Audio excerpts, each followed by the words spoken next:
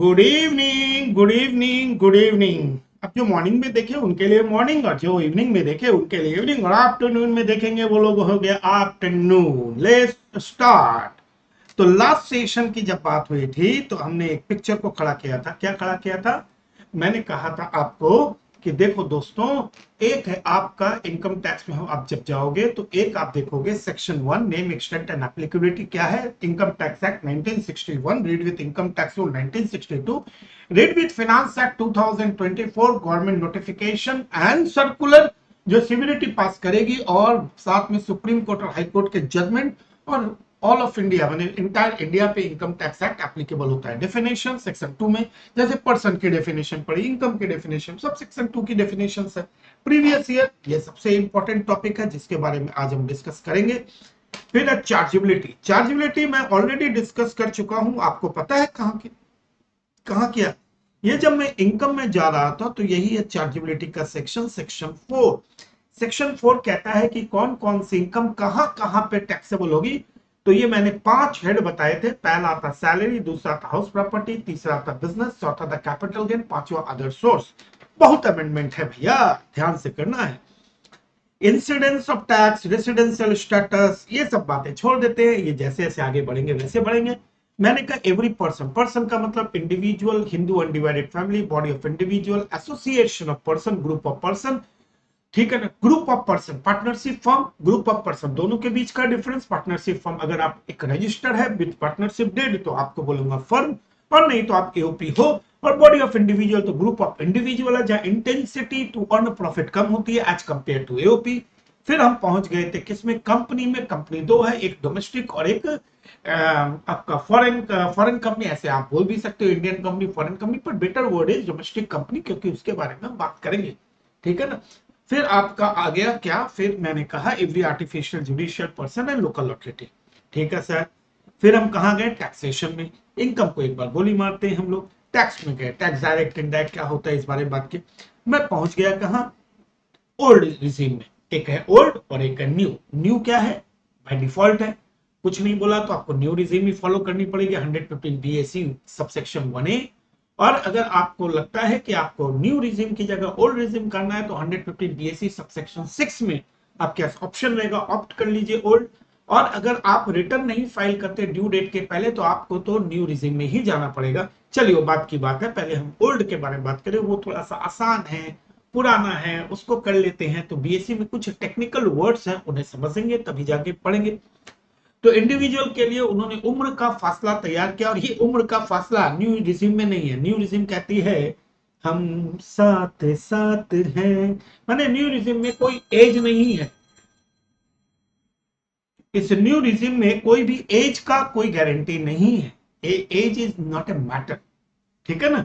तो अब जब ओल्ड रिजीम में जाएंगे तो एज इज परफेक्ट प्लेयर। उसमें भी उम्र के दराज को देखो, एक तुम 60 के नीचे के हो, दूसरा तुम 60 और 60 के ऊपर पर 80 से नीचे हो, और तीसरा 80 या 80 के ऊपर हो। अगर आप 60 और 60 के नीचे हो, आप नॉर्मल इंसान हो, तंदुरुस्त हो, अप टू 2.5 लाख रुपया टैक्स नहीं है। 2.5 to 5 lakh 5%, more than 5 lakh to 10 lakh 20%, more than 10 lakh is at 30%। पर वहीं पे आप अगर रेसिडेंट सीनियर सिटीजन हो, रेसिडेंट सीनियर सिटीजन हो, तो कहने का मतलब ये कह रहा है कि भैया up to ₹3 lakh mean more than 3 to 5 lakh, more than 5 lakh to 10 lakh, more than 10 lakh. और अगर आप सुपर सीनियर सिटीजन हो, यानी कि अब तुम्हारे इसके बाद सीधा ऊपर जाने का है, तो उन्होंने कहा up to 5 lakh, more than 5 lakh to 10 lakh, more than 10 lakh में है। ओके, ये बात हो गई आपका, वो भी आपने सीख लिया। फिर मैं स्टेप 2 में गया, रिबेट अंडर सेक्शन 87A में गया। रिबेट अंडर सेक्शन 87A कहता है this is only for resident individual and net income आपकी 5 लाख और 5 लाख से कम है तो आपको रिबेट मिलेगा कितना, 12,500 और 100% टैक्स विचेवर इज लोअर। ठीक है ना।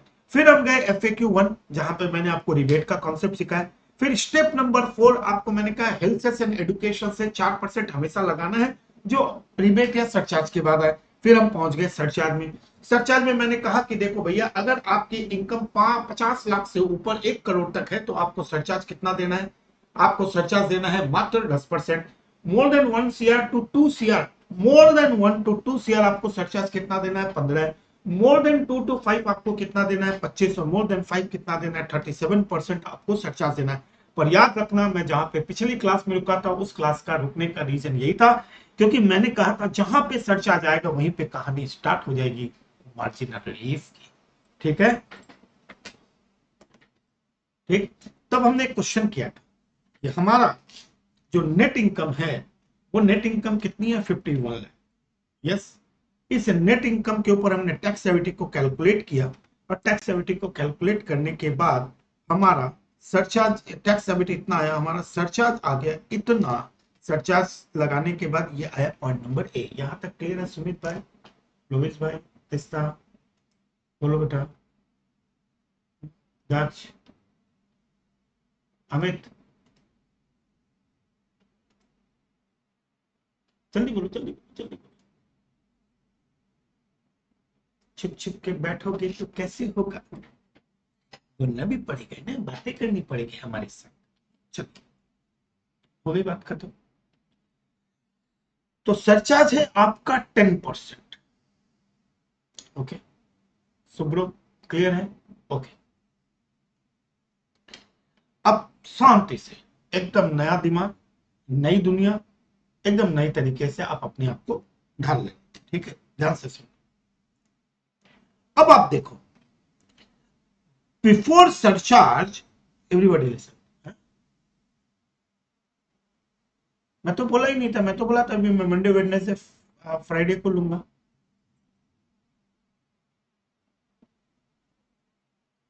ठीक है, 134,500, 134,500 नेक्स्ट वीक से मैं कंटिन्यूस लूंगा, मंडे टू फ्राइडे लूंगा। अभी मंडे वेडनेसडे फ्राइडे लूंगा, संडे को भी लूंगा। ठीक है, कल नहीं लूंगा, संडे को लूंगा, नेक्स्ट वीक से रेगुलर।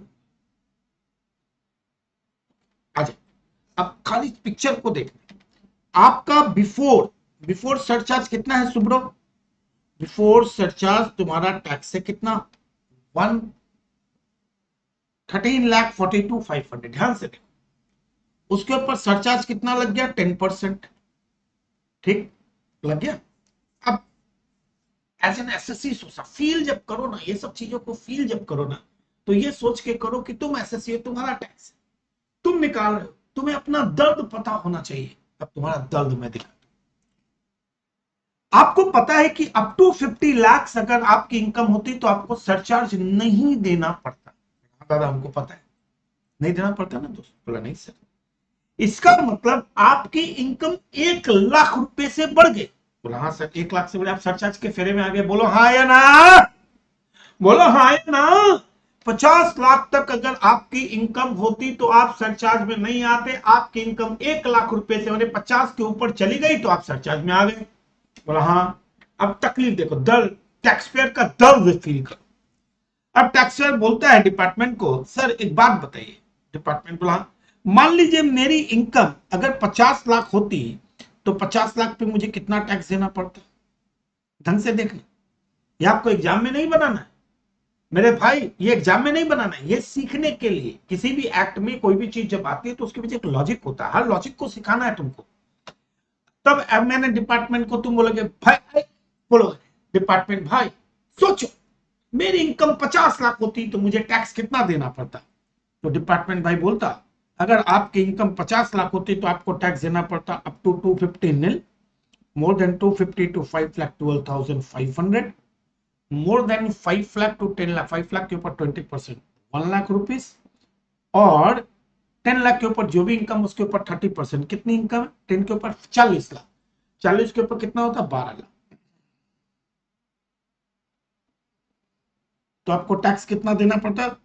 13,12,500। बोला हाँ, बोल देता ठीक है। अब मेरी इनकम कितनी हो गई? 51 लाख।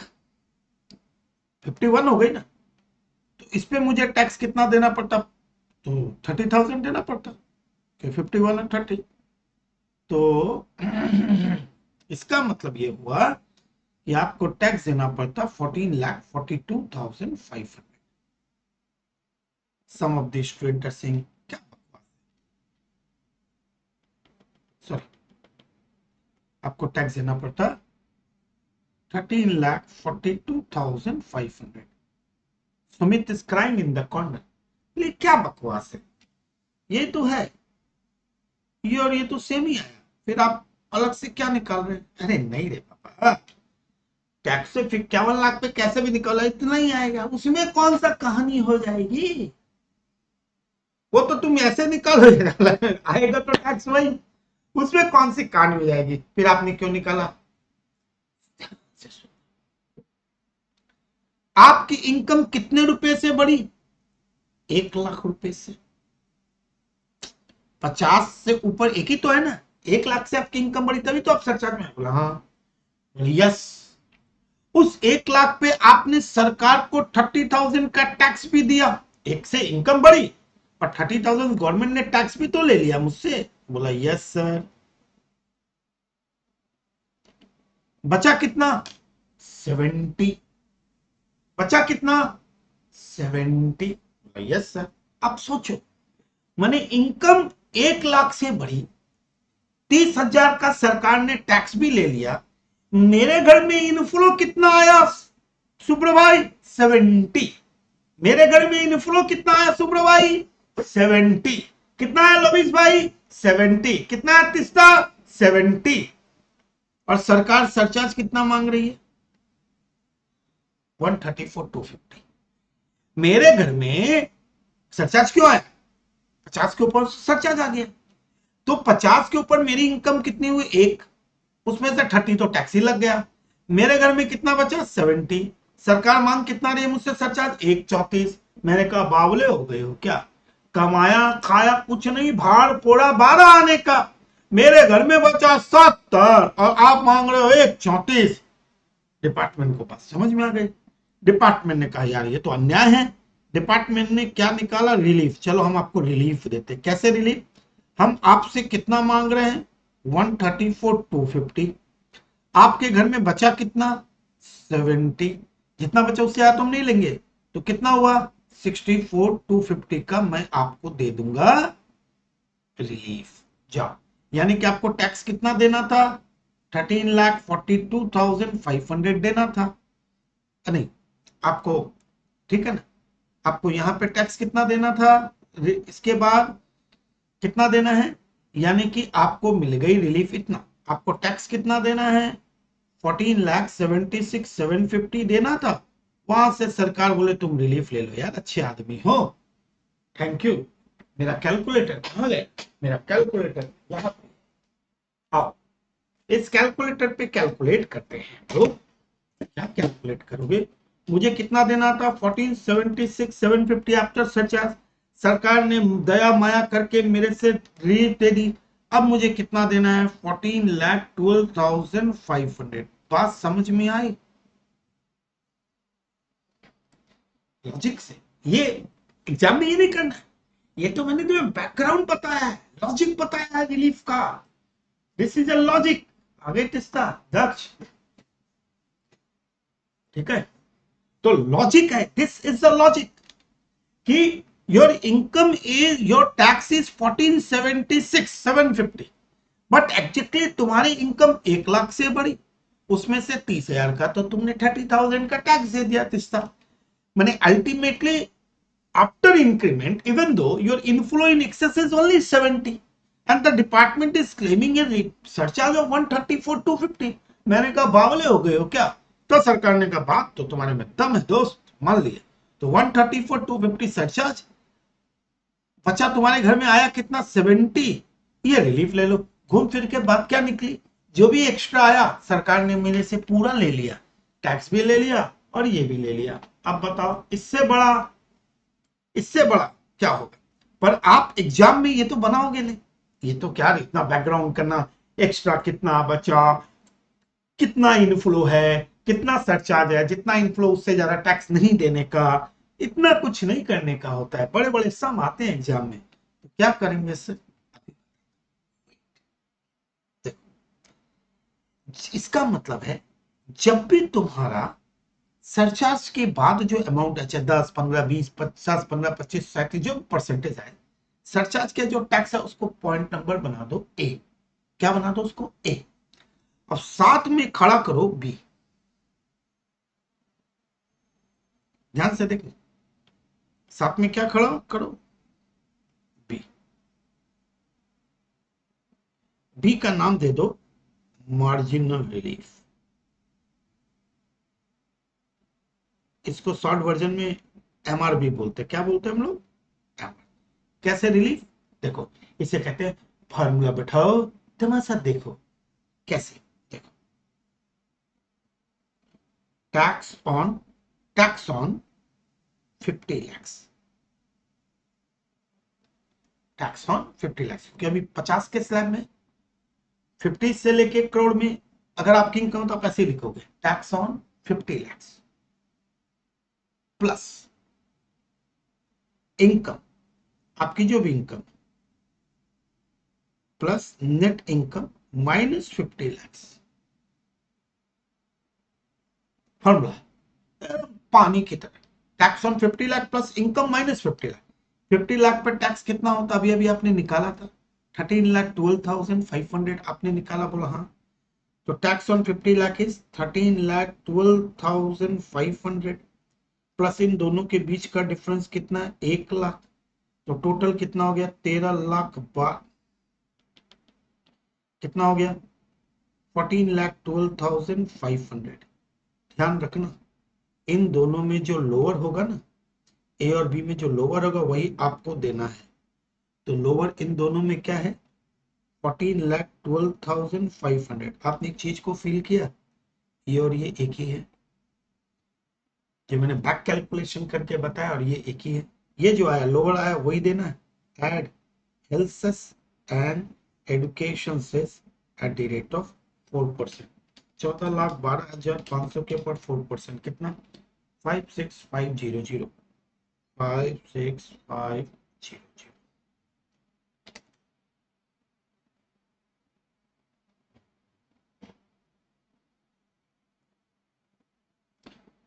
कैसा लगा ये बताओ?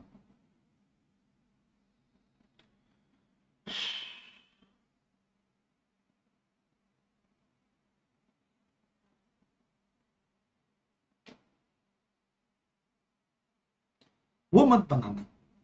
ये तो बैकग्राउंड के लिए कि इनफ्लो आउटपुट सिखाने के लिए कि ये चैप्टर आया क्यों, एग्जैक्टली ये करना एकदम सिंपल तरीके से। सरचार्ज ऐड करके जो है उसको ए बना देना, बी एक मार्जिनल रिलीफ खड़ा करना, ए और बी में जो लोअर होगा वही सरकार को देना। देखो मैच भी करा दिया मैंने।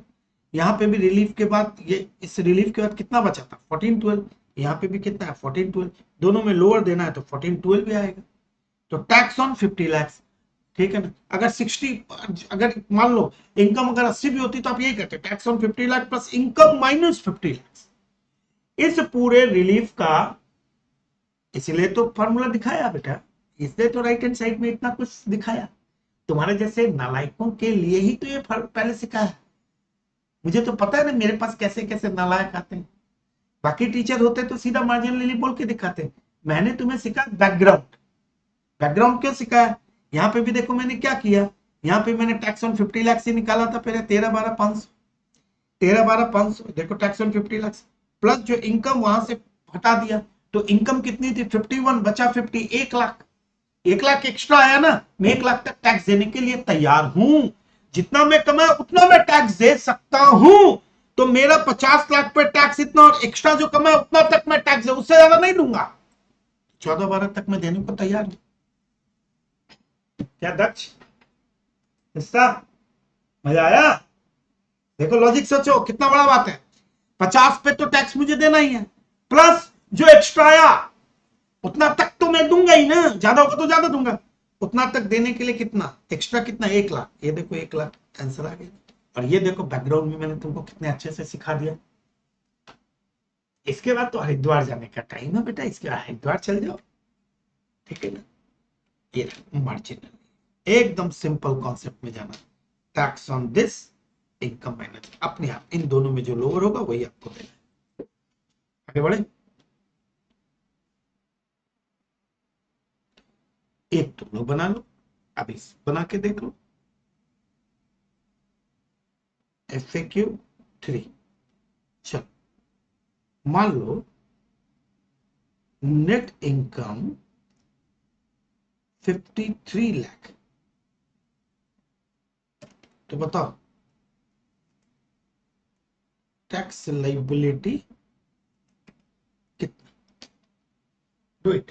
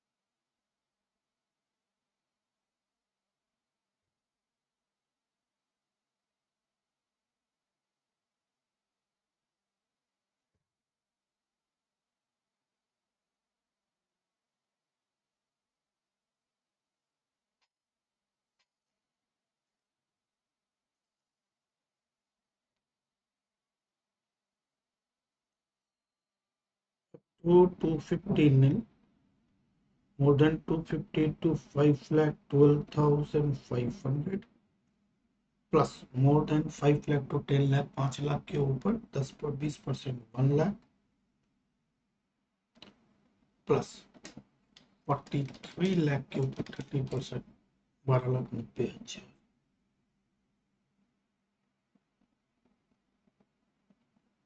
प्लस 1,12,000 लाख, ठीक है 13,90 14 लाख 2,500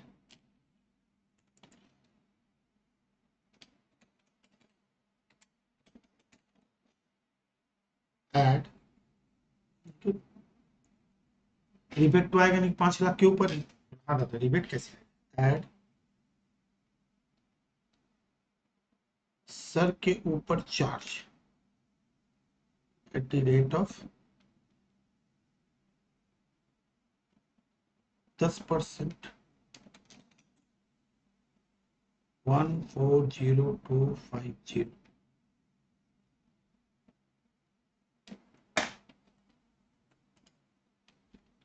140250 के ऊपर 15,42,750 यही। यस सर, हमेशा इसको नाम क्या देना अपने को, ए।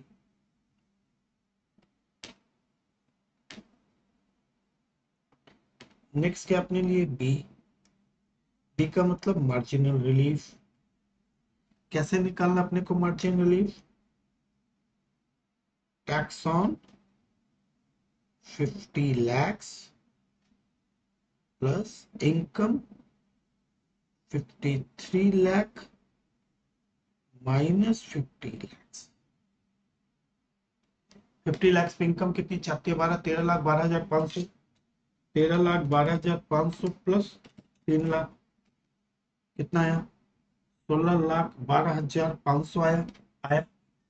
अब मेरा क्वेश्चन है, अब ए और बी में जो लोअर है वही देना अपने को, और लोअर क्या है 15,42,750। यहाँ पे अपने को ऐड क्या करना है, health and education at the rate of 4%, ठीक है ना। तो 15,42,750 इंटू 4% कितना हुआ 61710 प्लस कितना हुआ 1604,460, ये अपने को सरकार को देना है। किसका दैट्स रवीश सुब्रो ठीक है, याद रखना ए और बी में जो लोअर होगा वही देना अपने को। इस लाइन से ये पता चला, इस पर्टिकुलर लाइन से, कि रिलीफ नहीं है। रिलीफ कब दिखता है? जब बी लोअर होता है। यहां तो बी लोअर नहीं है, बी तो हायर है। बी तो हायर हो गया ना, यहाँ ए, इन दोनों में लोअर कौन सा है? ए। तो ए हायर, इसका मतलब नो रिलीफ। अब मैं इसके पीछे लॉजिक्स देता हूं। इट्स नॉट अबाउट कि मैं केवल अपने को पढ़ना है, पढ़ने के साथ अपने को लॉजिक्स में भी जाना। देखो मैं लॉजिक देता हूं। आपकी इनकम कितनी है? ढंग से सोच के देखना, अपनी इनकम कितनी है दोस्त? बोला दादा 53 लाख है। चलो 50 लाख पे अगर मैं तुमको बोलूं मेरा टैक्स निकाल के बताओ, तो तुम तो 2 मिनट में निकाल लोगे। 10 लाख के ऊपर 40, 12 लाख, 13 लाख, 12,500। यस दादा, 1 मिनट में निकाल लेंगे हम लोग, तो ये सब बच्चा लोग का काम है। बाकी जो एक्स्ट्रा 3 लाख है, इसके ऊपर भी आप टैक्स निकाल लोगे। कितना? 3 लाख के ऊपर 30%, 90,000। तो आपका टैक्स कितना हो गया? 10 दो 12, 4, 14,02,500। बोला आप इतनी मेहनत क्यों करते हो? यहाँ पे भी तो निकला हुआ ही था, आप इतनी मेहनत क्यों करते हो? मैं अलग अलग करना। अब तुम देखो, ध्यान से देखो, आपने एक्स्ट्रा कितना कमाया? सरचार्ज कब लगा? आपने एक्स्ट्रा कमाया 3 लाख कमाया। एक्स्ट्रा 50 के ऊपर आपने एक्स्ट्रा कमाया 3। 3 में से सरकार को टैक्स कितना दे दिया आपने? 90। आपके घर में अभी भी इनफ्लो कितना है? 210 है ना, इनफ्लो 210। और सरचार्ज कितना मांग रही है सरकार? सरकार सरचार्ज कितना मांग रही है? 140। आप कमा रहे हो 210, आप कमा रहे हो एक्स्ट्रा कितना? आप एक्स्ट्रा कमा रहे हो कितना? 210। और सरकार कितना मांग रही है आपसे? 140। कम मांग रही है ना। आपका आउटफ्लो के इनफ्लो क्या है? आउटफ्लो से तो कम है ना। इसका मतलब हो गया नो रिलीफ। हम ये ऐसे तो एग्जाम हॉल में नहीं करके आ सकते है ना। अपने को तो इसीलिए एग्जाम हॉल में नहीं करके आते हैं। पर नो रिलीफ क्यों? क्योंकि रिलीफ कब तक मिलेगा? जब तुम्हारा इनफ्लो कम होगा और सरकार आपसे ज्यादा मांग रही हो। एग्जांपल देख लो, यहां पे मेरे पास कितना इनफ्लो था? 70। टैक्स देने के बाद सरकार कितना मांग रही थी? 134। जो एक्स्ट्रा मांग रही थी वही तो रिलीफ है। ठीक उसी तरीके से मेरा इनफ्लो कितना है टैक्स देने का? 210। एक्स्ट्रा कमाया, टैक्स दिया 210। सरकार कितना मांग रही है? 140 पे रिलीफ कहाँ का भाई? इसलिए ए और बी, ये चीज तो एग्जाम हॉल में आप नहीं प्रेजेंट कर सकते हो, इसलिए फॉर्मूला में बैठाओगे तो अपने आप आपका निकल के आ जाएगा। बोलो, किसी के मन में कोई शंका हो तो बोलो।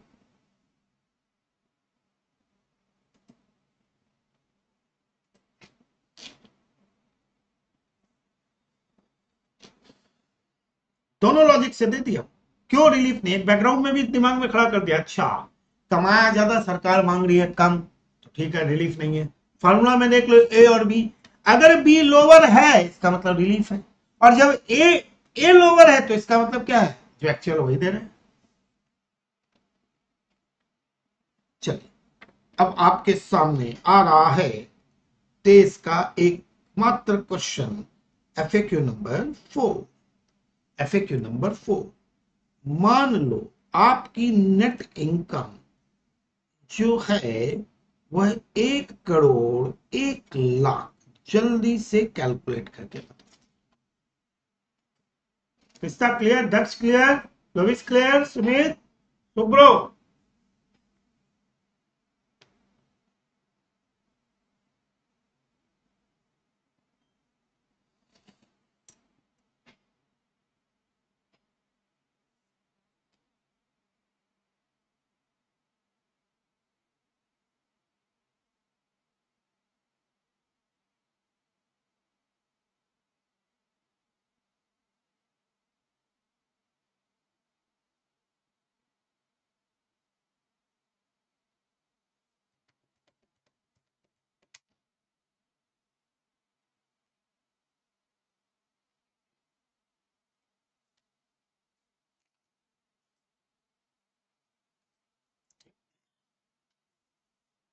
Net income 1,01,00,000।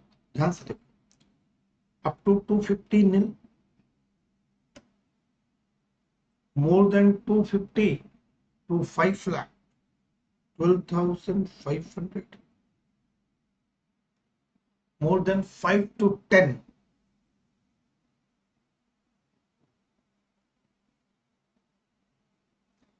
10 के ऊपर जो भी इनकम हो, 91 लाख के ऊपर 30% कितना? 27,30,000 प्लस 1,12,500। टोटल टैक्स आ गया 28,42,500। इसके ऊपर हम कितना, क्योंकि 91 सीधा निकालो, 10 के ऊपर 90 और 91 के ऊपर 30%, 9,27। 5 से 10 के 1,00,000, 2.5 से लेके 5 साढ़े, तो मुंह में जवानी में याद है। एड, अब इसके ऊपर सरचार्ज जो लगेगा वो अब 1 करोड़ के ऊपर है तो 15% लगेगा, 15%। इसके ऊपर सरचार्ज लगा दिया मैंने 15%, 426,375। कितना, 326,875 है। मैंने इसको क्या बोला, ए। अपने को क्या निकालना है, बी। जब भी सरचार्ज होगा ए और बी, ए एंड बी, इन दोनों में लोअर जो होगा वही लेंगे। बी क्या है, बी इज दादा मार्जिनल रिलीफ। ध्यान से देखना इसको, ठीक से देखना। देखो, मार्जिन रिलीफ पिछले समय हम कहां से स्टार्ट कर रहे थे, 50 से। क्यों, क्योंकि 50 के ऊपर सरचार्ज लगता है, 1 करोड़ तक रेट चेंज हो जाती है। 1 करोड़ तक, 50 से ऊपर 1 करोड़ तक रेट है। अब यहाँ इनकम कितनी, 1 करोड़। 1 करोड़ के ऊपर होते सरचार्ज का रेट चेंज हो गया। हाँ, तो आप स्टार्ट कहां से करोगे, टैक्स ऑन 1 करोड़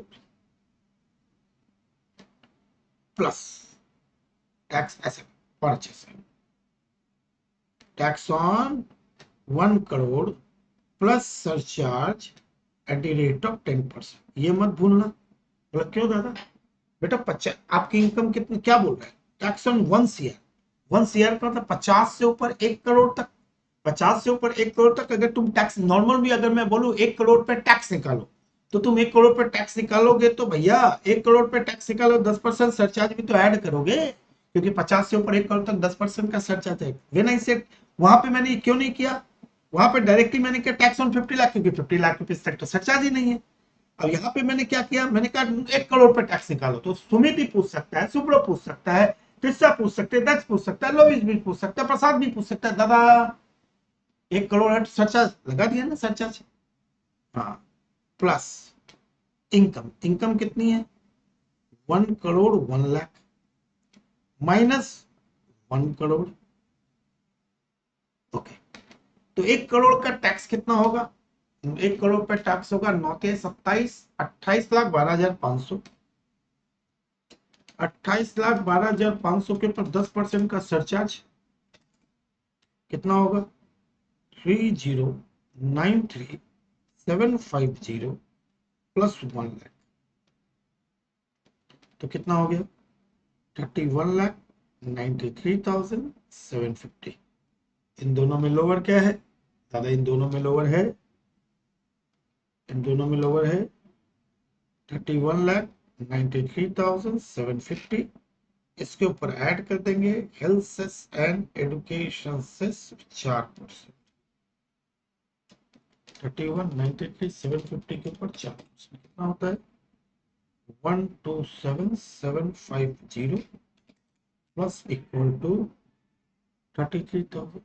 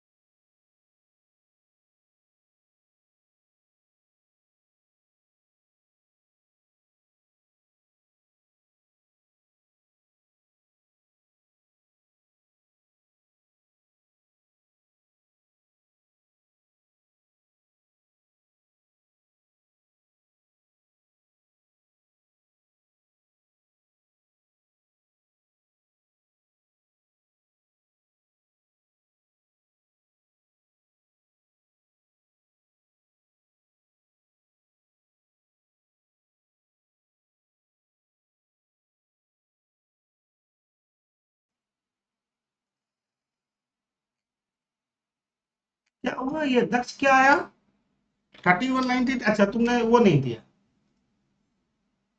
तुम लोग का क्या हुआ सुब्रो, तुम भी पूछ लो बेटा।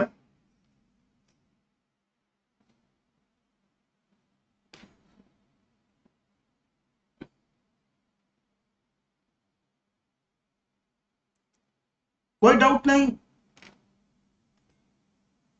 हो ना। आज इतनी बारिश हुई है यहाँ पे, नेट फ्लक्चुएट कर रहा है, तो मैंने क्या किया, शिफ्ट कर दिया। सुमित कोई डाउट नहीं बेटा, फॉर्मूला मस्त है, एक और हो जाए।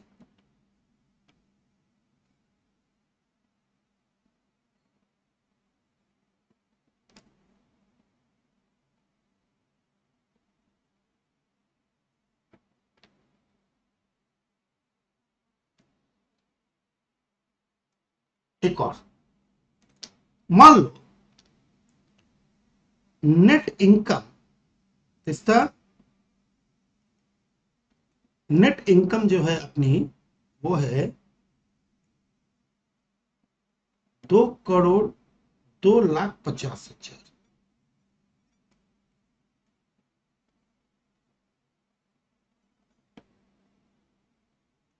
चलो चलो ध्यान रखना, 2 crore up to 50, more than 50 10%, more than 1 CR to 2 CR 15%। अब हम किसके ऊपर चले गए, 2 करोड़ के ऊपर।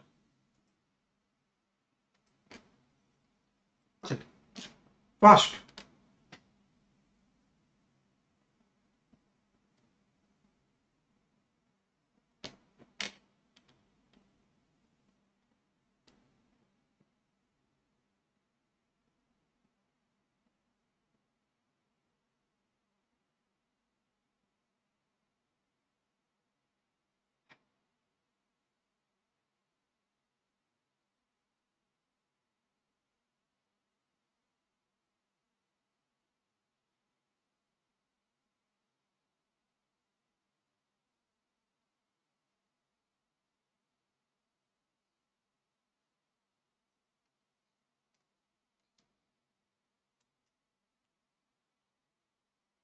नील प्लस 12,500 प्लस 1,00,000 प्लस 2,02,50,000 माइनस 10,00,000, उसके ऊपर 30%, 57,75,000 प्लस 1,12,500, 58,87,500 आया। हाँ इतना 693 किसमें ऐड, अच्छा ऐड बड़ा फास्ट बनाना रे भाई साहब तुम लोग। ऐड, इसके ऊपर हम लगा रहे हैं surcharge at the rate of 25% into 25, 1471875। गलती बनाए हो दोस्त, 73,59,375, 73,59,375 आ गया। ये हो गया 2 करोड़ के ऊपर, ये टोटल आपका है। पर हमने क्या सीखा है, हमने सीखा है ये ए है और ये हमारा आने वाला है बी। ये ए है, ये हमारे आने वाला है बी। बी क्या है, बी क्या है, marginal relief. Marginal relief, marginal relief क्या है, टैक्स ऑन कहां से, वहां 50 से एक था तो स्टार्ट विथ 50, जैसे स्लैब चेंज हुआ 10 15 हुआ तो हम स्टार्ट विथ 1, यहां फिर स्लैब चेंज हो गया तो start with 2 crore. Tax on 2 crore. पर मेरे दोस्त, अगर मैं तुमको बोलूं कि सुब्रो भाई 2 करोड़ वाला, 2 करोड़ वाला, 2 करोड़ वाला मेरे को टैक्स निकाल के दो, सुब्रो क्या करेगा, 2 करोड़ पे tax, up to this, up to this, up to this, plus surcharge. Surcharge किस रेट पे, 15% पे।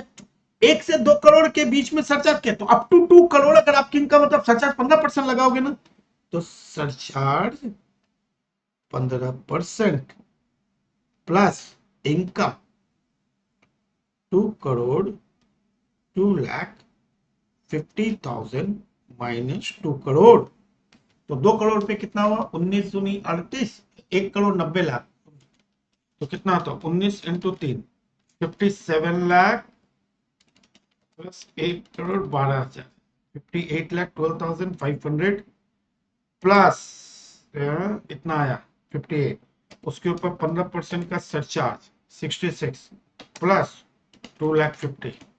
ओ भाई साहब, ये क्या था, हाँ? ये क्या था सुमित, 69, 34, 375, दिल जीत लिया यार, दिल जीत लिया तुमने। 69, 34, 375, इसके ऊपर health cess and education cess at the rate of 4%, 4%, 277, 375 add कर दो तो आ गया 72,11,750।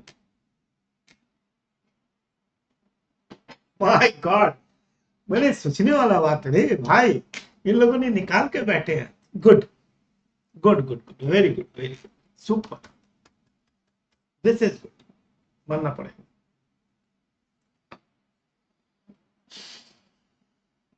कोई डाउट?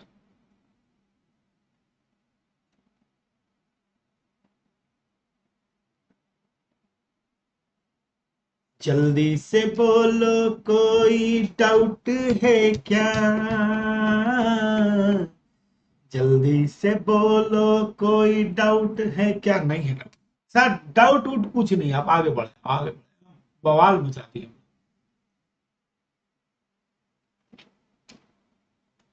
दक्षु, तिस्सू, हेलो, हेलो पूछे, लाइव कब है, लाइव कब है, लाइव कब है?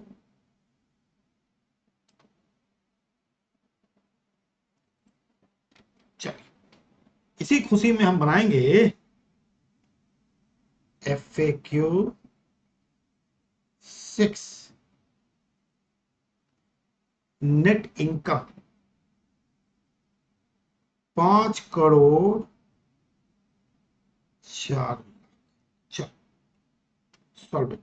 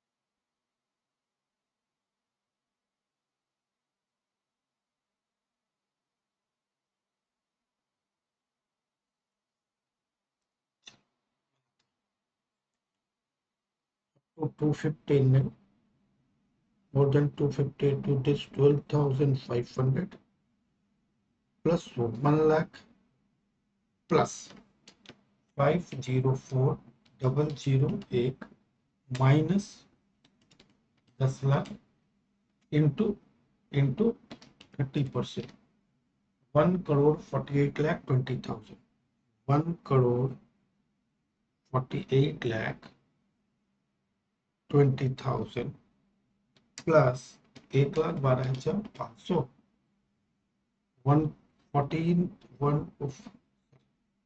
1 करोड़ 49 लाख 32,500 ऐड अपने क्या करेंगे, ऐड अपने करेंगे, ऐड अपने करेंगे surcharge at the rate of 37%। Answer दिखा रहे हैं 22,51, अच्छा 2,25,000 नहीं, सॉरी 2,25,15,000, ठीक है, देख चेक करता हूँ बेटा। तो कितना आ गया सरचार्ज, हमें तो लूट लिया इनकम टैक्स वालों ने, कहा दम था किसी और को लूटने का। ये देखो भैया 2,04,57,525। जैसे स्पीड में तुम लोग बना रहे हो ना दोस्त, उस स्पीड में तो हम कभी किसी जन्म में नहीं बना सकेंगे। इसका मतलब कितने तुम लोग इंटेलिजेंट हो, ये सोचने वाली बात है।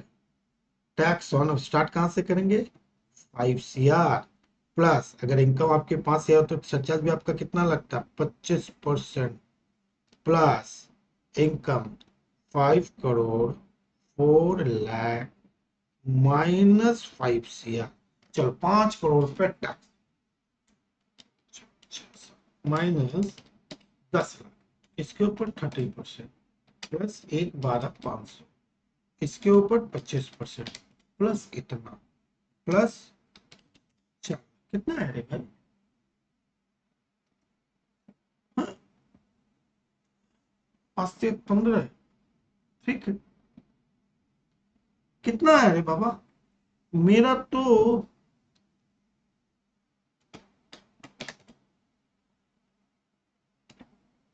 कितना आया, मेरा तो इतना नहीं आया, हाँ तो इतना ही तो आ रहा है, चिक चिक चिक चिक, हाँ?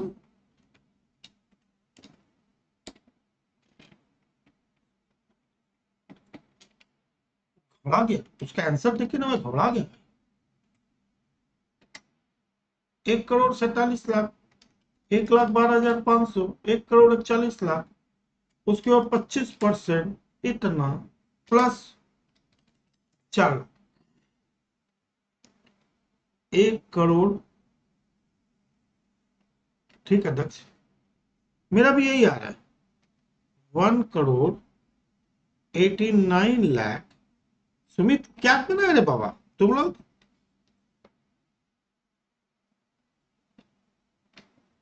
पिछला वाला कैंसर दिया था क्या, अच्छा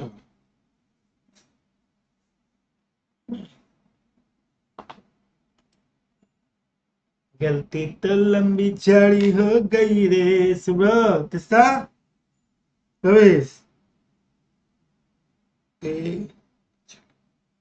कितना आया, लंबी चौड़ी गलती की है भाई साहब, तो क्या करें, 1,89,15,625 add health says and education says 4%, 4%, 756625 plus 1,96,72,250। Thank you दक्ष।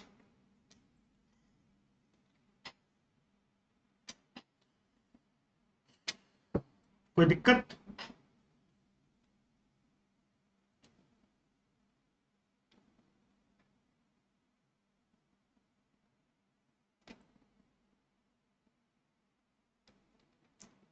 किसी को कोई दिक्कत हो तो बताना, मुझे नहीं लगता कि कोई दिक्कत होगी, मेरे ख्याल से सरचार्ज का कॉन्सेप्ट एकदम खून में चला गया है ना,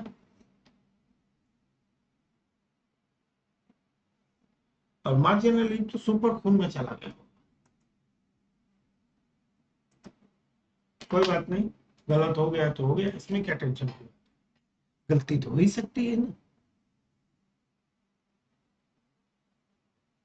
तो एवरी पर्सन, हम इंडिविजुअल को पकड़े, लाइबल टू पे टैक्स, टैक्स हमने क्या किया, एक नॉर्मल पकड़ा, ये स्लैब है स्टेप 1, वहां से हमने रिबेट को सीखा, अगर रिबेट नहीं है तो फिर आगे सरचार्ज चेक करते हैं, सरचार्ज भी तब आता है जब 50 लाख के ऊपर इनकम होती है। सरचार्ज जब भी आएगा, मार्जिनल कॉन्सेप्ट आएगा, लेने के बाद जो बच जाएगा उसके ऊपर अपने लगा देंगे क्या, 4% का health cess and education cess. हो गई बात खत्म? बोले यस सर। एकदम सिंपल सी बात हो गई। अब हमें धीरे धीरे बीएससी की तरफ भी टर्न करना है, बाकी लोगों के बारे में जानना है। Yes sir. अब देखो ध्यान से, तो ये था टैक्स ओल्ड रिजिम के हिसाब से। अब हमें न्यू रिजिम भी जाना, बीएससी 1 में जाना है, वो डिफॉल्ट है। और 115 बीएससी सबसेक्शन 6 में ऑप्शन है। ऑप्शन मतलब अगर आपको न्यू स्कीम नहीं जानी है तो आप ऑप्शन में जाइए, बोले मुझे ओल्ड में जाना है तो सेक्शन वाइज है। तो यहां पे अब हम जा रहे हैं किसमें, इनकम में। और इनकम में जब जाते हो तो आप कोई भी चीज करोगे तो करोगे क्या, देखो ध्यान से। सबसे पहले आप कोई भी सम बनाते हो तो आप क्या लिखते हो, आप लिखते हो, एक स्टेटमेंट बनता है, तो उस स्टेटमेंट को समझना है।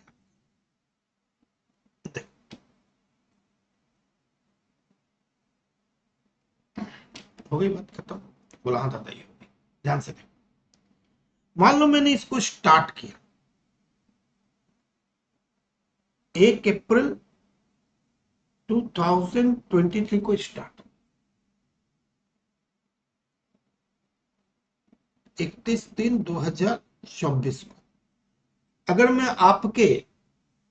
आप लोगों के अकाउंट्स के हिसाब से जाऊं तो ये क्या है, 2023-24 सबको पता है।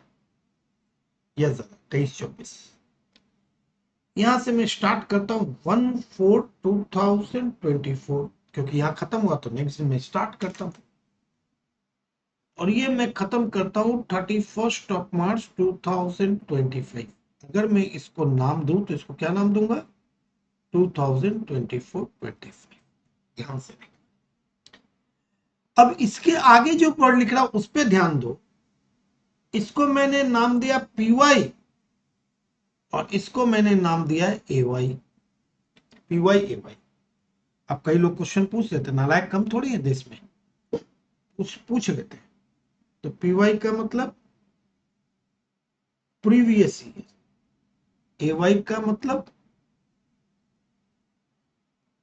Assessment year. ठीक, ये पूरा साल है। अप्रैल, मई, जून, जुलाई, अगस्त, सितंबर, अक्टूबर, नवंबर, दिसंबर, जनवरी, फरवरी, मार्च, ये आपका साल है। बोले यस सर, ये मेरा साल है। ये साल खूब जम के कमाओ, कमाओ कमाओ कमाओ कमाओ। कैसी कैसी कमाई हो सकती है, आपने सैलरी से इनकम कमाई, या हाउस प्रॉपर्टी की इनकम कमाई, बिजनेस और प्रोफेशन की इनकम कमाई, कैपिटल गेन की इनकम कमाई, आईएफओएस की इनकम कमाई, आपने कमाया। 1 तारीख से लेके 31 तारीख तक आपने केवल कमाया। The year in which income accrue is this year, जिस साल आप कमाते हो। अकाउंट्स में तो आप क्या बोलते, फिनेंशियल ईयर, आप जिस साल कमा रहे हो। परंतु क्या आप 31 तारीख तक आप जो कमाओगे 31 तारीख तक टैक्स दोगे, बोले नहीं दादा, टैक्स कैसे देंगे, अभी तो बुक्स ही रेडी नहीं है, हमको पता ही नहीं कितना कमाए। अब तो बुक्स आएगा, बनाएंगे, सीए को बुलाएंगे, ऑडिट करवाएंगे, बहुत सारा लफड़ा है। मैंने कहा एकदम परफेक्ट, परफेक्ट। ये साल तो केवल कमाने का है, और टैक्स देने का साल, कंप्यूट का साल अगला साल है। तो आप अगले साल चले गए, यहाँ पे आपने क्या किया, आपने सीए को बुलाया या खुद किए। आपने इस साल क्या किया, असेसमेंट किया। थोड़ा सा और अच्छे से लिखते हैं, मजा आएगा। You will learn lot of interesting thing. ध्यान से देखो, आपने इस साल कमाया, year in which income accrue, जिस साल इनकम अक्रू उसे हम क्या कहते हैं, ये साल वो है 23-24 में आपकी इनकम अक्रू हुई। इस 23-24 में आपकी इनकम अक्रू हुई, 24-25 में पहुंच गए मार्च के बाद। 24-25 में आपने अपनी इनकम को क्या किया, सेल्फ असेसमेंट किया। क्या किया, सेल्फ असेसमेंट किया अंडर सेक्शन 140A, ये सेक्शन आएगा। 140 एक सेक्शन है जिसमें बताया गया कि आपको सेल्फ असेस करना है। आप खुद करो या आपका चार्टर्ड अकाउंटेंट के सेल्फ असेसमेंट किया आपने, बोला सर मैंने सेल्फ असेसमेंट किया। उस सेल्फ असेसमेंट करने के बाद आप एक return of income, return of income, उस रिटर्न ऑफ इनकम को हम क्या बोलते हैं, आईटीआर, इनकम टैक्स रिटर्न। सबने सुना होगा आईटीआर के बारे में। आप सेल्फ असेसमेंट करोगे 140A में, सेल्फ असेसमेंट का सेक्शन एकदम यही फिक्स है, यही फिक्स क्या है, यही है। तो आपको अब अपनी इनकम का एक ब्यौरा, अपनी इनकम का कच्चा चिट्ठा, सारी इनकम का डिटेल्स किसको देना है, आपको सरकार, सरकार को देना है। तो सीधा था मेरा इतना इनकम, ऐसा तो नहीं होगा ना। आप सेल्फ असेस करोगे मेरी इतनी इनकम है, इतनी इनकम है, इतनी इनकम है, इतनी इनकम है। फिर आप एक आईटीआर फाइल करोगे। कई सारे फॉर्म होते हैं, आईटीआर 1 2 3 4, सरल, सहज, बहुत सारे आईटीआर। वो आईटीआर आप जमा करोगे। अब आपके मन में पहला क्वेश्चन कि सर कब तक जमा करूं, पूरे साल कर सकता हूं क्या? ना, आप यहां पे आप इस जगह सेल्फ असेसमेंट कर रहे हैं। ये तारीख कितनी है, 31 जुलाई, 31 अक्टूबर। यहाँ पे सुमित भाई क्या कर रहे थे, सेल्फ असेसमेंट कर रहे, चार्टर्ड अकाउंटेंट है, मेरे सीए हैं, इनकम कैलकुलेट करते। अचानक बगल से तिस्ता गुजरी, तिस्ता गुजरी, तिस्ता ने पूछा कृष्णा गुजरी, ओहो कृष्णा बोले हमारा नाम नहीं लिया सर, कृष्णा गुजरी। कृष्णा ने पूछा ए सुमित क्या कर रहे हो? सुमित ने कहा मैं इनकम कैलकुलेट कर रहा हूं दादा की। तो कृष्णा बोला अभी तो जुलाई चल रहा है, अभी क्यों कर रहे हो, पूरा साल बाकी है। तो उसने कहा अरे नालायक, मैं अभी की नहीं, मैं पिछले साल की इनकम कैलकुलेट कर रहा हूं। तो यहां पे खड़ा होकर सुमित ने क्या कहा, पिछले साल की इनकम कैलकुलेट का। पिछला साल मतलब प्रीवियस ईयर, यानी कि previous year is the year in which income accrue, और assessment year is the year in which income is assess. Super clear. Previous year, आप जुलाई 31 को आपको आईटीआर फाइल करना है, या तो ये डेट है आपके पास, या तो जुलाई है या अक्टूबर है। तो इस साल आप पहले असेस करोगे, तो असेस किस साल का कर रहे हो, क्या 24-25 का असेस करो? नहीं दादा, मैं तो पिछले साल का कर रहा हूं। पिछला साल मतलब प्रीवियस ईयर, पिछला साल मतलब प्रीवियस ईयर, पिछला साल मतलब प्रीवियस ईयर की इनकम को मैं क्या कर रहा हूं, कैलकुलेट कर रहा हूं। प्रीवियस ईयर की इनकम को मैं कैलकुलेट कर रहा हूं। तो प्रीवियस ईयर मतलब जिस साल इनकम अक्रू होगी, और उसका नेक्स्ट ईयर, प्रीवियस ईयर के बाद ही तो नेक्स्ट ईयर आया ना, ये प्रीवियस ईयर हो गया। अब ये next year is called assessment year, जिस साल मैं असेस करूंगा, मैं करूं, मेरा चार्टर्ड अकाउंटेंट को उसको बोलेंगे assessment year. Assessment year, assessment करने के बाद आपको रिटर्न फाइल करना मैंडेटरी। रिटर्न फाइल करोगे, 2 डेट सरकार ने दी है। 2 डेट क्यों दी है बता देता हूं, इसके पीछे भी लॉजिक दे देता हूं, हर चीज का लॉजिक दूंगा। यहां पे किसके लिए दी है, 1 2 3 लोगों के लिए। पहला उन्होंने बोला यहां पे कंपनी, कंपनी के लिए ये डेट फिक्स है। जो भी कंपनी होती है उनको कब तक फाइल करना पड़ता है, अक्टूबर। आ रहा है ना अक्टूबर, अभी अक्टूबर ही तो चल रहा है, अक्टूबर चल रहा है, अभी चालू हो जाएगा, अभी रिटर्न फाइल का सबका आ गया बड़ा बड़ा। कंपनी, ठीक है। एनी एसएससी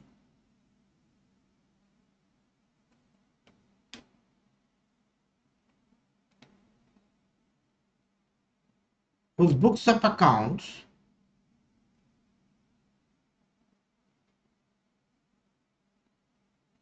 being audited, माने कोई भी ऐसे, कंपनी तो फिक्स हो गई दोस्त, कंपनी को तो अक्टूबर को करना है। एनी एसएससी जिसका ऑडिट होता है उसके लिए भी अक्टूबर, क्योंकि टाइम ऑडिट है तो टाइम चाहिए अक्टूबर।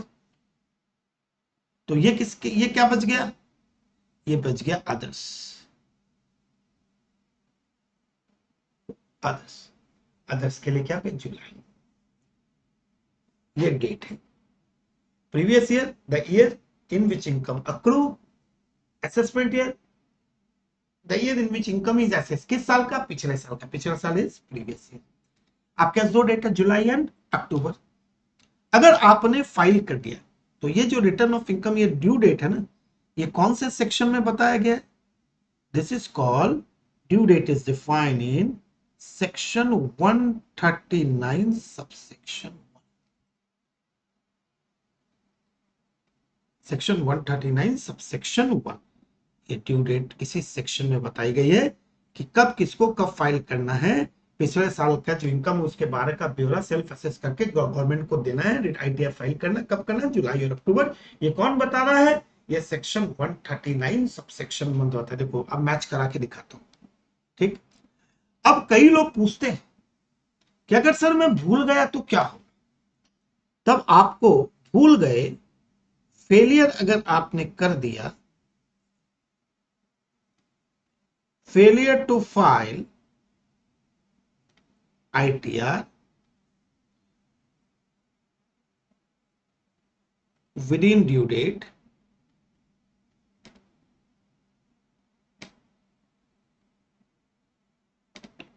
अंडर सेक्शन 139 क्या क्या आपके साथ घटना घटेगी जान लो। A, interest under section 234A at the rate of 1% per month और पार्ट ऑफ मंथ, ये आपको देना पड़ेगा। इंटरेस्ट देना पड़ेगा, 1 महीना 1 दिन 2 महीने का इंटरेस्ट लग जाएगा। B, fine under section 234F रुपया 5,000। बिना कुछ सोचे समझे अगर आपने रिटर्न नहीं फाइल किया 139 के भीतर तो आपको इंटरेस्ट लग जाएगा 234A में, फाइन लग जाएगा 234F में। तो इसके बाद ऑप्शंस क्या है, अगर 139 में आपने रिटर्न नहीं फाइल किया ये तो देना ही पड़ेगा। क्या सारे ऑप्शंस खत्म हो जाएंगे? नहीं, अभी ऑप्शंस बाकी है। फिर आपके पास एक ऑप्शन आता है जिसे हम कहते हैं बिलेटेड रिटर्न। ड्यू टाइम में नहीं फाइल किया तो बिलेटेड रिटर्न, बिलेटेड रिटर्न आप फाइल कर सकते हो। बिलेटेड रिटर्न फाइल कर सकते हो, पर बिलेटेड रिटर्न फाइल करते वक्त आपको याद रखना पड़ेगा विद आपको जो जमा करना पड़ेगा। बिलेटेड रिटर्न फाइल कर सकते हो आप कौन से सेक्शन में, belated return under section 139 subsection 4। यहां पे आपको देना पड़ेगा टैक्स, जो आपका टैक्स है, प्लस जो इंटरेस्ट में ऊपर लिखा हूं इंटरेस्ट भी देना पड़ेगा, प्लस फाइन भी देनी पड़ेगी, तब आपका बिलेटेड रिटर्न जमा होगा।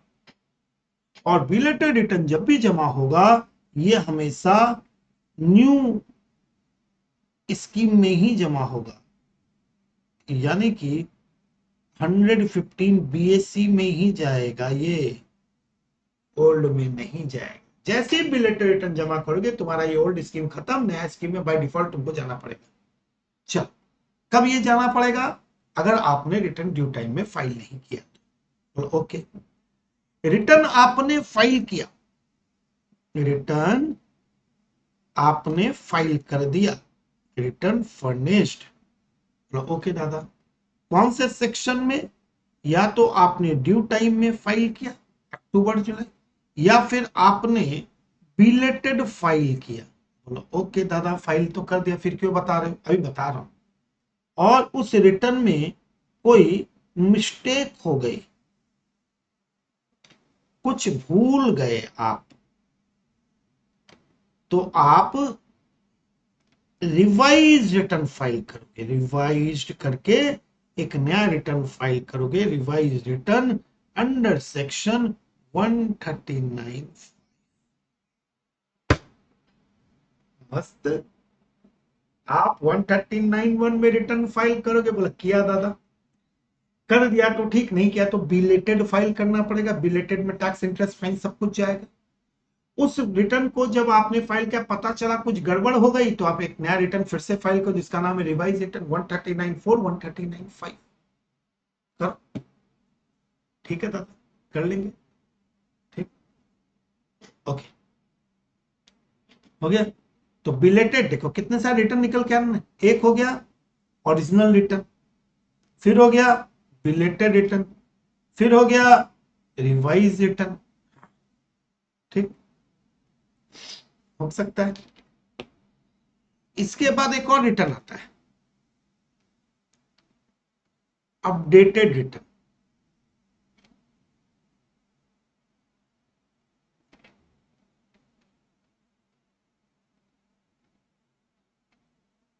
अपडेटेड रिटर्न ये कब फाइल होता है? मान लो रिटर्न फर्निश्ड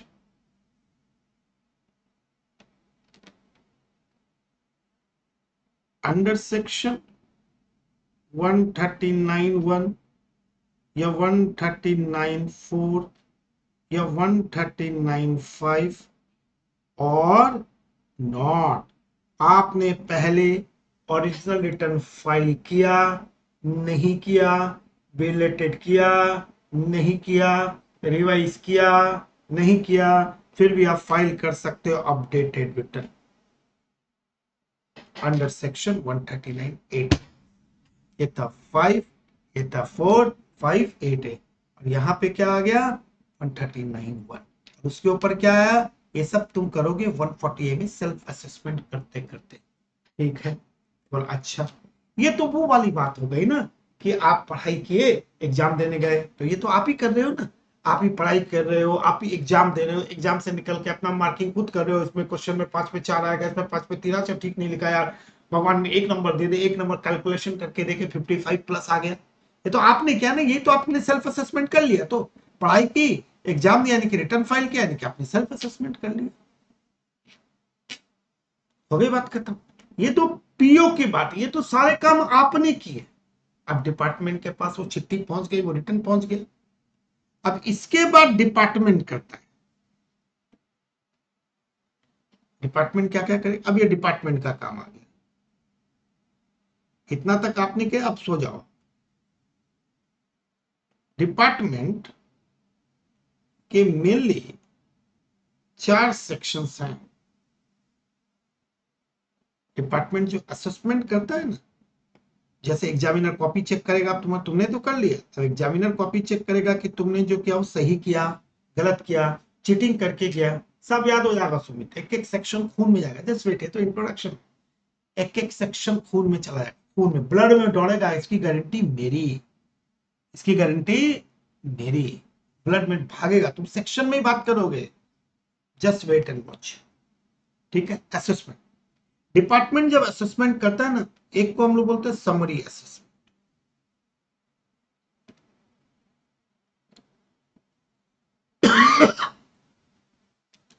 ये होता है 143 सबसेक्शन 1 में। फिर होता है स्क्रूटनी, जब डिपार्टमेंट को डाउट होता है कुछ लफड़ा तो स्क्रूटनी करता है अंडर सेक्शन 143 में। ठीक, फिर वो करता है सेल्फ बेस्ट जजमेंट असेसमेंट। जब डिपार्टमेंट को लगता है सब गोलमाल है भाई, गोलमाल है, टिंग टिंग, तो वो अपना करता है best judgement assessment under section 144। और जब कुछ पुराना समय का लगता है कि बहुत ज्यादा गोलमाल है पुराने समय का, तो वो करता है इनकम स्केपिंग असेसमेंट।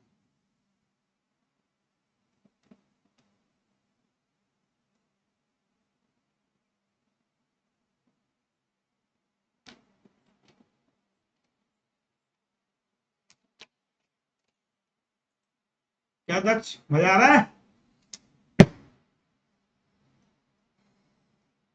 तो आप जो करोगे वो है सेल्फ, सेल्फ करके आपको रिटर्न फाइल करना ही पड़ेगा। जो आप रिटर्न फाइल करोगे वो आपका हो गया क्या, self assessment return. Due date में करना पड़ेगा, जुलाई या सितंबर अक्टूबर। अगर नहीं कर सके तो इंटरेस्ट एंड फाइन, ओके। उसके बाद नहीं कर सके, बिलेटेड, किया फिर गलती हो गई, रिवाइज, सब कुछ किया किया या नहीं किया, अपडेटेड। आपने सारे काम कर लिए, ट्यूशन ले लिया, पढ़ाई कर ली, एग्जाम दे दिए। अब टीचर का काम समरी जो है वैसा ही पास कर दूंगा, ठीक है, सब कुछ ठीक है, चलो जाओ भागो। स्कूटनी, हमको तो डाउट है तुमने कुछ गड़बड़ की है, चलो स्कूटनी में जाऊंगा। बेस्ट जजमेंट, जब मेरे को पता चला, मैंने एक बार बोला तुम गधे हो, दोबारा बोला गधे हो, तीसरी बार बोला गधे हो, तुम सुनी नहीं तो अपने मन से मान लूंगा ये गधा ही है, छोड़ दो। बेस्ट जजमेंट, और पुराने कोई पाप अगर तुमने किए होंगे पुराने, तो वो हो गया income escaping assessment, previous year assessment year, previous year assessment year, previous year assessment year. हो गई बात खत्म। तो previous year is the year in which income accrue, यानी ये प्रीवियस ईयर एक ही चीज होता है। प्रीवियस ईयर में केवल एक ही कांड होता है, आप कमाओ। सारे खेला तो कब है? असेसमेंट ईयर में। ध्यान से देखो तो है अध्यक्ष, सारे गेम जो भी हैं वो किसमें है? सारे गेम किसमें है दोस्त? सारा गेम ही असेसमेंट ईयर में। रिटर्न फाइल करो, उसमें ओरिजिनल रिटर्न हो गया, लेट हुआ तो बिलेटेड हो गया, गलती को ठीक करना तो रिवाइज हो गया, कुछ नहीं किया तो अपडेटेड रिटर्न हो गया। आपने अपना काम किया, फिर डिपार्टमेंट अपना काम करेगा। तुमने जो रिटर्न जमा किया है उसमें समरी होगा, समरी कंप्यूटराइज हो जाता है, कंप्यूटर से होता है। रिटर्न दिन में फाइल करोगे, शाम को आपके पास मैसेज आता है कि आपका असेसमेंट हो गया, शाम तक आ जाता है। कंप्यूटर कंप्यूटराइज है तो हाथों हाथ दे देते हैं, एआई की हेल्प होती है यहाँ पे। यही सब एआई का सिस्टम है। 97% इंडिया में जो रिटर्न फाइल होते हैं उसके 97% या 143(1) में होता है। जो तुमने किया सब सही, 97%। केवल 3-4% ही होते हैं जो स्क्रूटनी में जाते हैं, वो भी यही सिस्टम फिक्स है, ऐसा कुछ किया होगा तो स्क्रूटनी में डाल देना। तो 3-4 लाख में 4,000 स्क्रूटनी में जाते हैं। स्क्रूटनी का मतलब गड़बड़ है, तुम्हें स्क्रूटनी में डाल दिया। स्क्रूटनी में नोटिस आती है, पेमेंट होता है, फिर सब जब डिपार्टमेंट को लगता है मुझसे तुम कुछ मिल ही नहीं रहा है, बार बार मांग रहा हूँ, कुछ नहीं हुआ, मैंने गधा बोल के तुम्हारा असेसमेंट कर दिया। पुराने पापों का पता चला तो मैंने तुम्हारे पुराने रिटर्न खोल के देखे, तुम्हारा इनकम खोल के देखा, सब जगह गोलमाल है भाई, गोलमाल है। तो income escaping assessment, previous year assessment. इस पूरी घटना से एक बात तो पता चल गई कि सारा का सारा गेम किसका है? असेसमेंट ईयर का। प्रीवियस ईयर खाली किसके लिए? कमाने के लिए। असेसमेंट ईयर क्या है? टैक्स देने के लिए। तब आप शांति से बैठ गए होंगे कि सर प्रीवियस ईयर में तो कुछ देना ही नहीं है अपने को, प्रीवियस ईयर में तो कुछ करना, खाली कमाओ कमाओ कमाओ कमाओ कमाओ कमाओ कमाओ कमाओ। ऐसी बात नहीं, ऐसी ही बात नहीं। जैसे ये अपना क्या चल रहा है, प्रीवियस ईयर 23-24, असेसमेंट ईयर 24-25। आप तो यही लेके बैठे हो जो करना अगले साल करना। बोला हाँ दादा, पर कहानी में ट्विस्ट है। 23-24 में डिपार्टमेंट कहता है,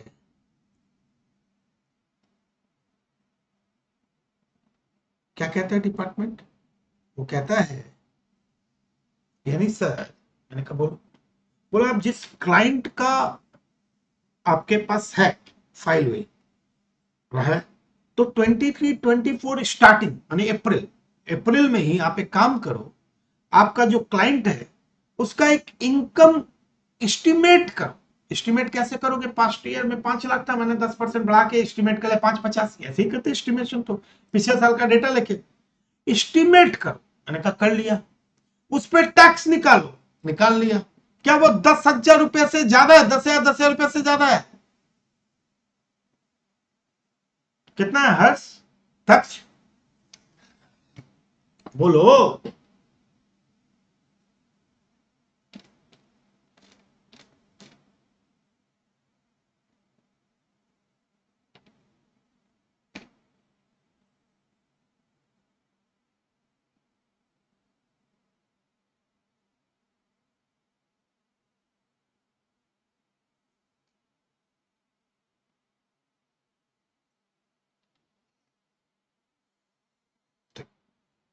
अगर आपका, ध्यान से देखना क्या लिखा, स्टार्टिंग में आप अपना एक इनकम कैलकुलेट करके देखो। अगर आपको लगता है कि 23-24 में मेरी जो इनकम है, 23-24 में मेरी जो इनकम है उसके ऊपर जो टैक्स आएगी, सब कुछ एस्टिमेट है, जैसे कॉस्टिंग में बजट बनाते वैसे एस्टिमेटेड टैक्स लाइबिलिटी जो है वो 10,000 या 10,000 रुपया से ज्यादा है। कितना है?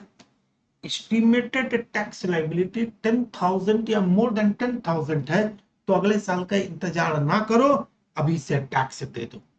इसलिए उसका नाम पड़ गया एडवांस टैक्स।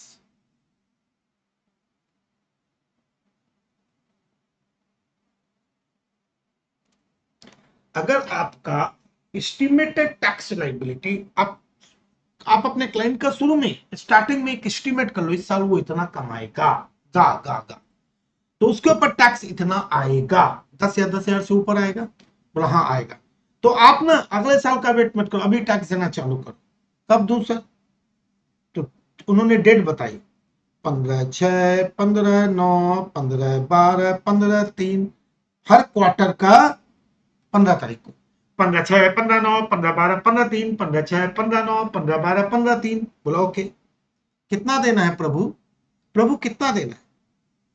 यहाँ पे अपने को 15% देना है, यानी कि आपका टैक्स अगर 1 लाख रुपया आता है एस्टिमेटेड, 15,000 यहाँ दे दू, 45% देना है, इसमें 15%, यानी कि 1 लाख का 45,000 तक इतना हो जाना चाहिए। 75%, यानी कि दिसंबर तक 75% दे दो, और मार्च तक आप दे दो 100%। तो अगर आपका एस्टिमेटेड टैक्स लाइबिलिटी 10,000 और मोर देन 10,000 है, तो सरकार कहती है कि मुन्ना अगले साल का इंतजार ना करो, अभी से टैक्स देना चालू कर दो। अगले साल का इंतजार ना करो और अभी से टैक्स देना चालू कर दो। कैसे दे? डेट याद रख लो, 15/6, 15/9, 15/12, 15/3, 15/6, 15/9, 15/12, 15/3, 15/6, 15/9, 15/12, 15/3, 15/6, 15/9, 15/12, 15/3, 15, 45, 75, 100 में निकला धागा, चोर निकल के भागा, चोर निकल के भागा, 15, 45, 75, 100, 15, 45, 75, 100 में निकला धागा, चोर निकल के भागा, 100 में निकला धागा, चोर निकल के भागा। याद हो गया? 15, 45, 75, 100। अगर आप यहां पे फेलियर हो जाते हो, फेल्स टू पे एडवांस टैक्स, तो आपका लगता है इंटरेस्ट अंडर सेक्शन 234B या 234C। लेट फाइल करने के लिए कौन सा इंटरेस्ट था मेरा दोस्त? लेट फाइल करने के लिए आपका इंटरेस्ट का सेक्शन था 234A, और नॉन पेमेंट एडवांस टैक्स के लिए आपका सेक्शन है 234B and 234C, B and सी।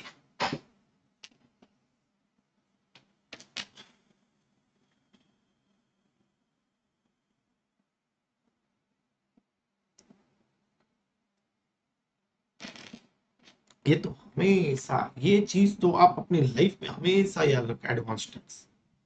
माना असेसमेंट ईयर में सब कुछ होगा, मान लिया, पर मेरे दोस्त करंट ईयर में भी खेला होता है। अगर आपका एस्टिमेटेड टैक्स लायबिलिटी, अगर आपका एस्टिमेटेड टैक्स लायबिलिटी 10,000 और मोर देन 10,000 है, तो आपको इसी साल टैक्स देना चालू कर देना पड़ता है क्वार्टर के हिसाब से, 15/6, 15/9, 15/12, 15/3, 15/45, 75, 100। अगर आप फेल किए तो आपके ऊपर मैं इंटरेस्ट की लगा दूंगा। ये हो गया आपका प्रीवियस ईयर असेसमेंट ईयर। बोलो कैसा लग रहा है? बोलो रे बोलो, बोलो रे बोलो, बोलो रे बोलो, बोलो रे बोलो, एकदम डेप्थ में चले गए सब कुछ। रिटर्न जनरली मैं एक ही बात बता रहा हूँ, रिटर्न फाइल करना है ड्यू डेट में 139(1) का, अक्टूबर और नवंबर, सॉरी जुलाई और अक्टूबर, जुलाई अक्टूबर किसके लिए पता चल गया, मैंने थोड़ा सा और बढ़ा दिया।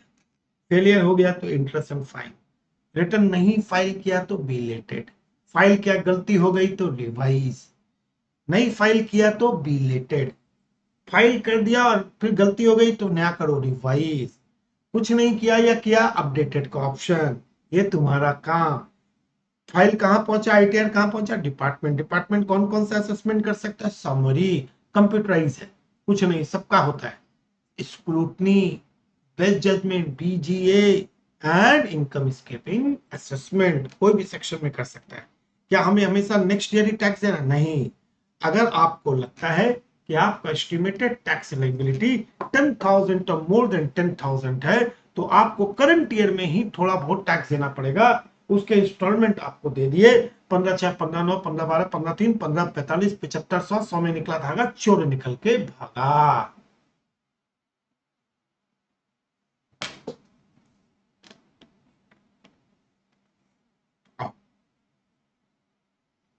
तो इसका मतलब हम अभी किस साल के लिए हैं, हमारा अभी हमारे लिए असेसमेंट डेट क्या है, 25-26।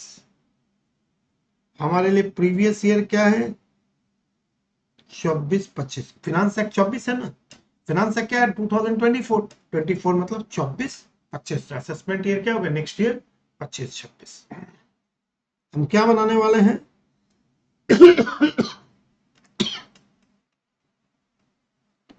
हम बनाने वाले हैं statement of net income under statement of net income, statement of computation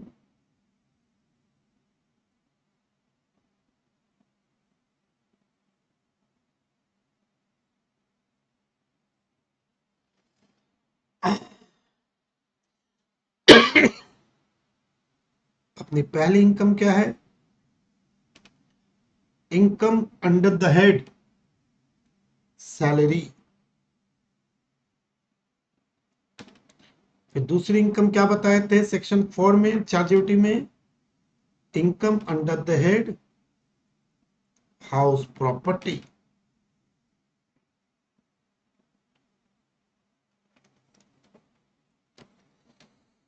फिर क्या बताए थे, income under the head business और प्रोफेशन।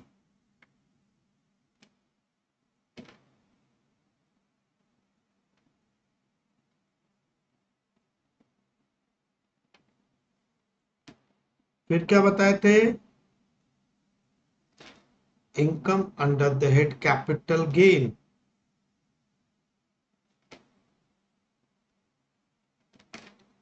फिर क्या बताए, इनकम अंडर द हेड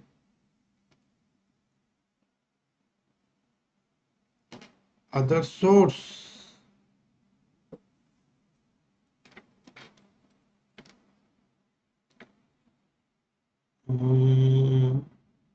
ये इनकम, ये इनकम, ये इनकम, ये इनकम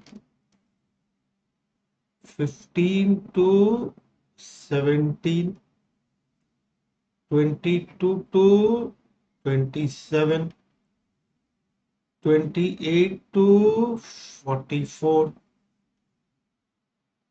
45 टू 55, 56 टू 59। अभी बात खत्म। फिर इसे हम लोग कहते हैं 5 फिंगर रूल। तो इसको अपने बोलेंगे हेड्स ऑफ इनकम। क्या बोलेंगे, heads of income. 5 finger is the heads of income. तो भी बात खत्म।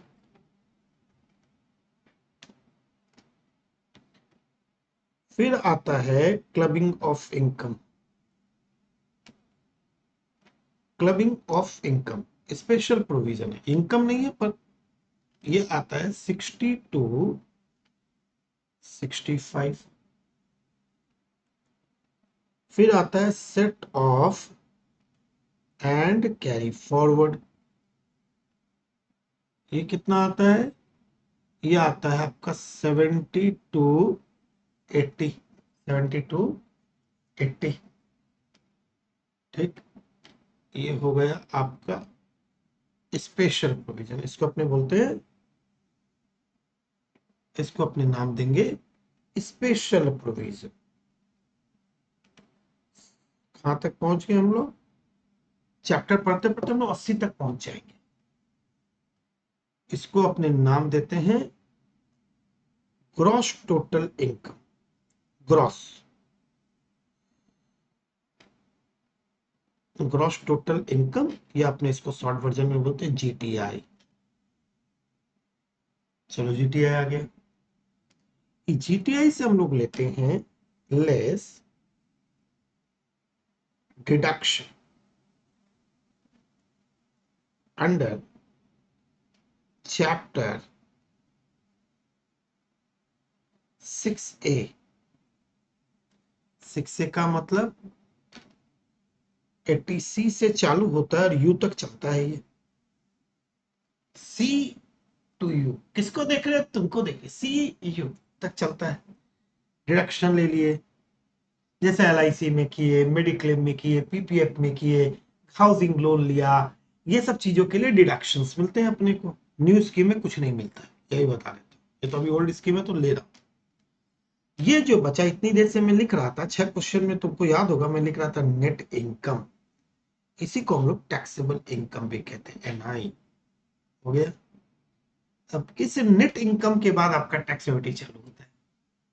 वो जो नेट इनकम आपने कैलकुलेट किया, यहां तक कर लिया, अब वो टैक्सेबिलिटी होता है। नेट इनकम इतना, अब वहां से तुम चालू करो। पहले आप टैक्स निकालो, फिर आप या तो रिबेट लो या सरचार्ज लगाओ, एजुकेशन से लगा, ये कहानी।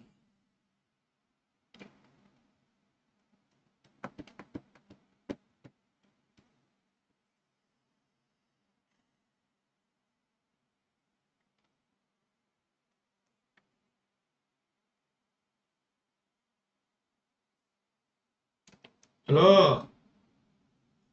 बोलो बच्चा बोलो, कुछ तो बोलो।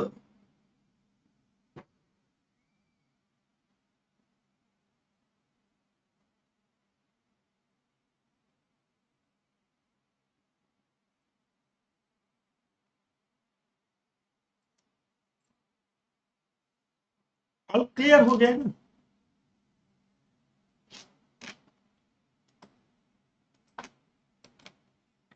ठीक, आप समझ में कैसे धीरे धीरे जा रहा हूं? इस पूरे के पूरे BSc में जब जाऊंगा न्यू रिजिम में, तो तुम्हें सैलरी का आइडिया होना चाहिए, HP का आइडिया होना चाहिए, बिजनेस एंड प्रोफेशन का आइडिया होना चाहिए, कैपिटल गेन का आइडिया होना चाहिए, अदर सोर्स का आइडिया होना चाहिए, क्लबिंग और सेटअप में कोई दिक्कत नहीं, GTI डिडक्शंस का, ये चीज नहीं।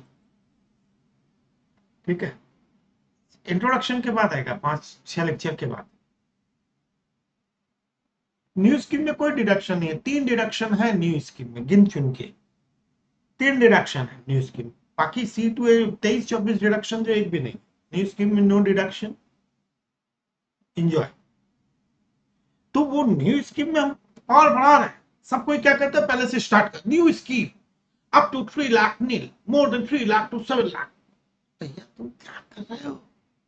टैक्स स्लैब सिखाने बैठे हो क्या? वो तो बच्चा देख के भी कर लेगा। उस new scheme BSc 115 BSc subsection 1A में, जब न्यू स्कीम में जा रहे बाय डिफॉल्ट में, उसमें हर चैप्टर के भीतर ज्ञान है।